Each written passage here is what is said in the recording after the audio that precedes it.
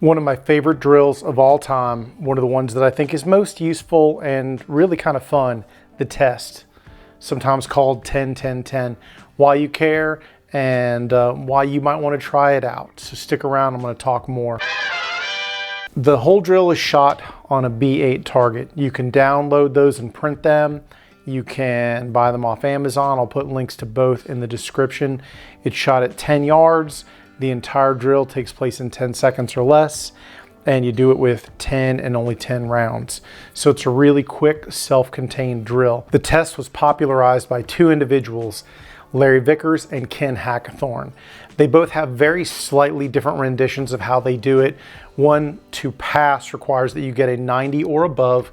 The other requires that you get all the hits in the 9 or 10 ring. Spoiler, if you get everything in the 9 or 10 ring, you're definitely gonna get a 90 or above. I don't shoot this as often as I would like because there are other things I wanna play with, but I like it because it really reinforces consistency, draw, sighting, tracking your sights, resetting the trigger during recoil, all of those things. I usually get somewhere in the 90s, but sometimes that perfect score eludes me. But today I was having a decent day. It wasn't a perfect day, but it was a decent day. I managed, however, at the end to score something pretty darn good. Now for you, if you want to try this drill out, you don't have to do it on the clock initially, and you don't have to do it from the draw initially. Both Larry and Ken do theirs from the ready. I, on the other hand, make it a little more advanced. So for me, I do a draw every time I run this drill. And I do the same thing for my students. I figure that a draw is important. You're always gonna have to draw your gun to get it to work. We throw the draw in every time. Give it a try, see what you think. And if the time is too difficult, then take the time off the table and just run it without. If you're still having a hard time keeping all the hits in the 8, 9, or 10 ring, put 10 rounds in your magazine and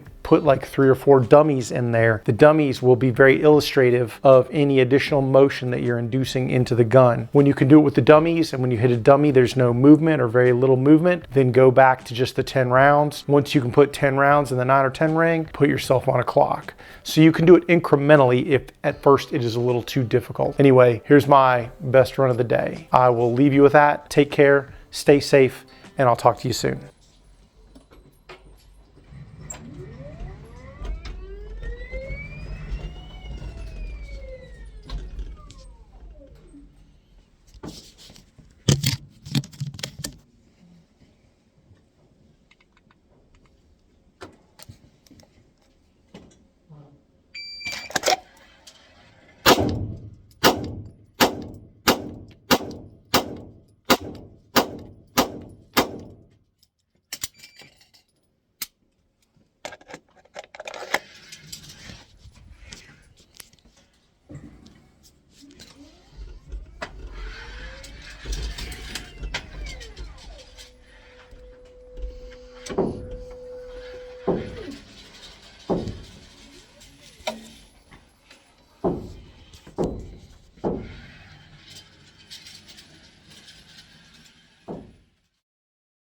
Get 'em, Jay.